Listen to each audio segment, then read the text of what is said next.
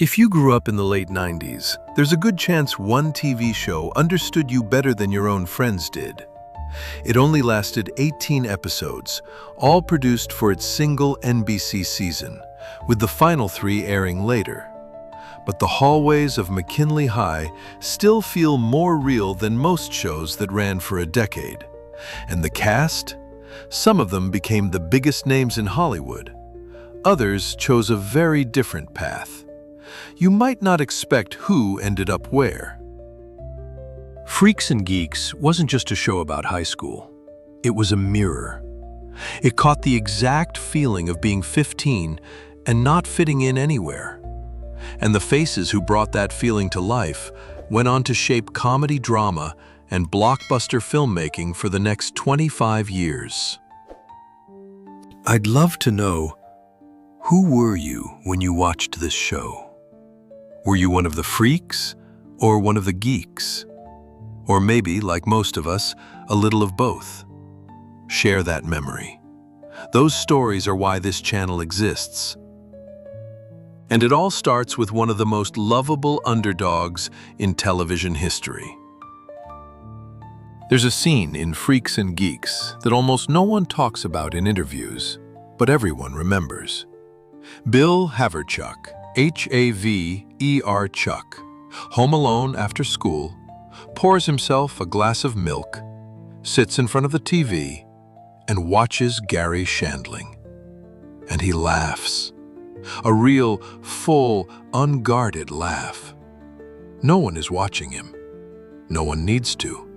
For every kid who ever came home to an empty house and found comfort in a screen, Bill was proof that being alone didn't mean being lonely. Martin Starr was just 17 when he played that role. Today, at 43, he still carries the same spark we remember. He became Bertram Guilfoyle, on HBO's Silicon Valley. 6 seasons of deadpan genius. He showed up in 3 Spider-Man films as the beloved teacher, Mr. Harrington. And most recently, he joined Sylvester Stallone in Tulsa King. Off-screen, he forges metal as a hobby and stays deep in the Los Angeles indie music scene. The kid who ate alone in the cafeteria grew up to become one of the most quietly respected character actors working today. But Bill wasn't the only geek who stole our hearts. His best friend had a confidence that none of us could explain. Neal Schweiber walked into every room like he owned it. He told jokes that only he laughed at. He did ventriloquist bits nobody asked for. And somehow, underneath all that bravado, he was the most fragile kid in the group. For anyone who ever used humor as armor, Neal was instantly recognizable. He was the friend who made you laugh so you wouldn't notice he was hurting. Sam Levine, was 17 during filming. Today, at 44, he wears every year beautifully. After Freaks and Geeks, he reunited with Judd Apatow for Undeclared, then landed a role few expected, Private First Class Hirschberg in Quentin Tarantino's Inglourious Bastards. He became a champion of the movie trivia Schmodown, winning both the singles and teen titles. In 2022, he married editor Rachel Cushing. He's never chased blockbuster fame. Instead, he built a life around the things he loves: film, comedy, and the kind of deep knowledge that would make Neal Schweiber proud. Those were the geeks. But this show was built on something bigger than just one lunch table. The adults in the room mattered too, and one of them became the emotional center of every episode. Weir. Weir never raised her voice. She didn't need to. She communicated everything with a look, concern, love, and the kind of patience only a mother understands. For so many viewers, Jean was the mom they wished they'd had. The one who left the porch light on. The one who asked how your day was and actually waited for the answer. Becky Ann Baker was 46 when she took that role. Today, at 73, time has only deepened her elegance. She went on to play Lorene Horvath on HBO's Girls for 6 seasons, earning an Emmy nomination. Her Broadway credits run deep: Assassins, Titanic, All My Sons. In 2025, she appeared in The Beast in Me and the film Ella McKay. She's married to actor Dylan Baker, and their partnership has lasted over 35 years. She never stopped working. She never stopped being the person you wanted in the room. Kim Kelly slammed lockers. She got in your face. She said the cruelest thing she could think of, then turned around and cried alone in a bathroom stall. She was terrifying and heartbreaking in the same breath. For anyone who grew up around a girl like Kim, or who was that girl, her story hit hard. She wasn't mean, she was surviving. Busy Phillips was 20 years old during filming. Today, at 46, she radiates a confidence that feels entirely earned. She moved from Freaks and Geeks to Dawson's Creek, then starred alongside Courtney Cox in Cougar Town for 6 seasons. She hosted her own late-night talk show, wrote a best-selling memoir, played Mrs. George in the Mean Girls musical film, and recently joined the cast of CBS's new legal drama, Cupertino. She also stepped into Broadway producing in 2025 with Ginger Twinsies. The girl who fought everyone ended up building a career on honesty and showing up exactly as she is. Some people earn their place by being polished. Busy earned hers by being real. If any of these faces are bringing something back for you, I'm right there with you. This one runs deep. I'd love to hear which character felt the most like someone you knew. There's more ahead, and honestly, some of it surprised even me. Sam Weir was 14. Skinny, short, hopelessly in love with a cheerleader who didn't know he existed. He was the kid who got picked last, talked over, and shoved into lockers. But he kept showing up, every day. And for every viewer who remembers feeling too small for the world around them, Sam was a promise that it gets better. John Francis Daley was 14 in real life when he played Sam. Today, at 40, he's aged with an ease that feels effortless. But here's what most fans never saw coming. He became a blockbuster filmmaker. He co-wrote Spider-Man: Homecoming. He directed Dungeons & Dragons: Honor Among Thieves. In September 2026, his action comedy Mayday, starring Ryan Reynolds, arrives on Apple TV. And he's currently developing a brand new Star Trek film for Paramount. The smallest kid at McKinley High grew up to direct some of the biggest movies in Hollywood. That's not a twist, that's a payoff. Sam's story is remarkable. But we haven't reached the freaks yet. The ones who went on to change comedy forever. And the one face you're probably waiting for is closer than you think. Daniel Desario leaned against that locker like he'd been born there. Leather jacket, half smile, the kind of effortless cool that made every hallway feel like a movie. But underneath the attitude was a kid who'd been held back, who couldn't read well, who hid his shame behind charm. Daniel taught us that the coolest person in the room is sometimes the one struggling the most. James Franco was 21 during filming. Today, at 48, he's more striking now than ever. After Freaks and Geeks, he became Harry Osborn in Sam Raimi's Spider-Man trilogy. He earned an Oscar nomination for 127 Hours and a Golden Globe for The Disaster Artist. Life brought its own challenges. He stepped away from the spotlight for several years. In 2025, he returned with the Italian drama Hey Joe and he's recently completed a new studio film set for release in late 2026 or early 2027. He's been living between the US and Europe with his partner, filmmaker Isabel Paxad. Some journeys take detours. His is still being written. Harold Weir had a story for everything. Every one of them ended badly. A cousin who lost a finger. A neighbor who drove too fast. His warnings were wild and ridiculous, and they were the purest form of love a father could offer. He wasn't trying to scare his kids. He was trying to keep them close. For every viewer who grew up with a dad who showed love through worry, Harold was unmistakable. Joe Flaherty.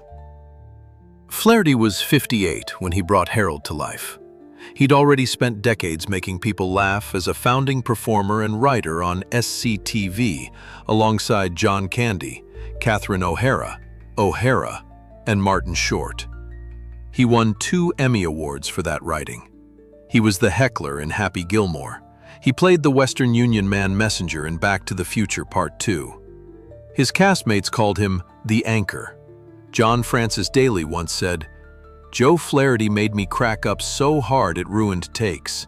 My favorite days on set were the ones where we had scenes together." Joe left us on April 1st, 2024.